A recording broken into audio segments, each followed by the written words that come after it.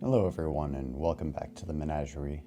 Today's monster ignored the reality staring him in the face for the sake of his dogmatic political ideology. In doing so, he contributed to the deaths of tens of millions of Russians. Trofim Lysenko was born in September of 1898, educated at the Kiev Agricultural Institute. In 1940, he was appointed by Stalin as the director of the Institute of Genetics, in spite of the fact that he vehemently denied Mendelian inheritance, instead embracing a warped version of Lamarckism of his own creation he dubbed Lysenkoism. The foundation of this quackery was that all biology, and science in general, was class-oriented in nature. Lysenko's attack on the bourgeois pseudoscience of modern genetics, instead proposing that plants can rapidly adjust to a changed environment suited to the ideological battle in both agricultural and Soviet society. In other words, that in a collectivist society, plants would share resources equally, to each according to their needs, and from each according to their ability. Sound familiar? Meaning that you could plant resource-intensive crops together on Russia's collectivized farms, and regardless of the plant's needs and methods of growth, naturally, these factors could be ignored because according to Lysenkoism, the plants would collectively aggregate resources accordingly. On its face, with even a basic understanding of agriculture, let alone biology, this, quote, theory is patently absurd.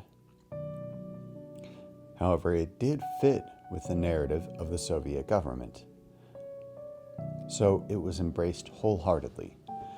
Those who disputed Lysenkoism in the Soviet Union were generally either executed or sent to the gulags, with several being executed as enemies of the state.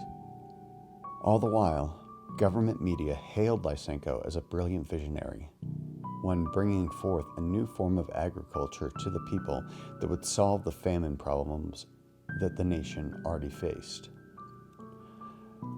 The result was obvious, immediate, and catastrophic.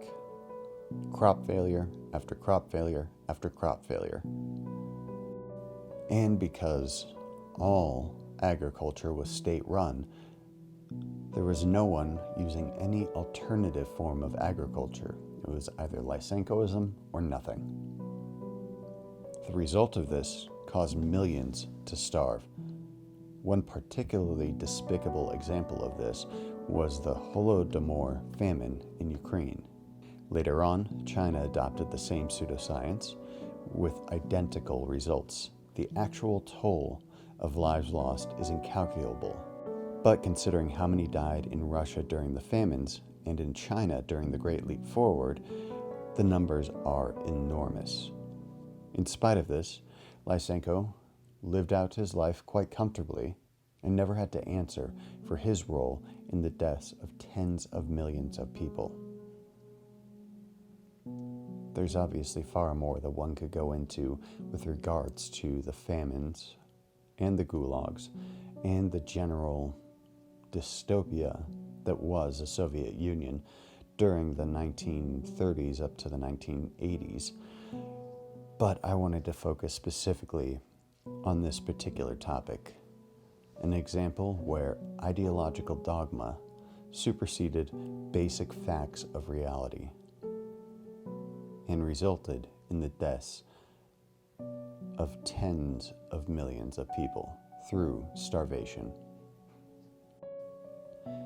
Anyway, that's all I have for you today. Thank you for listening. If you like my content, feel free to follow, like, comment, whatever you feel like doing. And I'll see you all next time as we examine another monster within the menagerie. Thank you.